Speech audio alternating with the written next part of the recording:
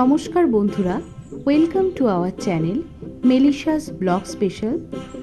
আসুন দেখে নিই আজকে মেলিশা কিভাবে তার পাপার সাথে খুনসুটি করছে এবং খুব সহজ একটি ইনস্ট্যান্ট নিরামিষ ঘুগনি রেসিপিও আজ আমরা দেখে নেব।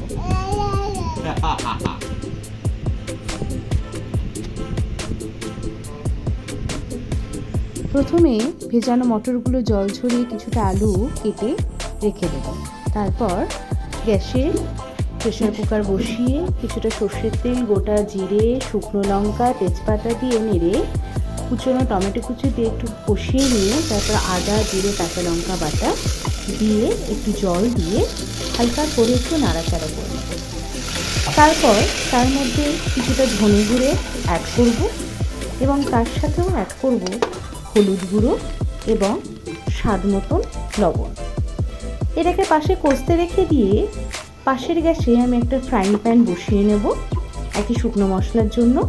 সেখানে কিছুটা শুকনো লঙ্কা, গোটা জিরে, কয়েকটা গোলমরিচ দিয়ে হালকা ফ্রাই করে নিয়ে তারপর ওটাকে একটা ড্রাই রোস্ট করে নেব।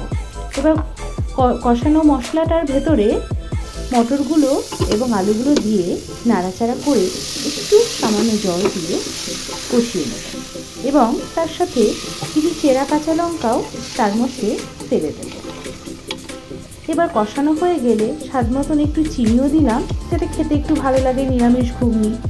কিছুটা নাড়াচাড়া করে এবার এর ভেতরে একটু ফুটন্ত গরম জল দিয়ে হালকা নেড়ে ঢাকনাটা লাগিয়ে দিলাম এবং মোটামুটি 4টে সিটি দিয়ে খুলে দেখুন রেস্টে রেখে এবং সুন্দর একটি ঘুগনি তৈরি। এবং এর উপরে কিছুটা কাসুরি মেথি এবং শুকনো ভাজা মশলাগুলি ছড়িয়ে দিলাম। হয়ে গেল আমাদের আজকে ইনস্ট্যান্ট ঘুগনি।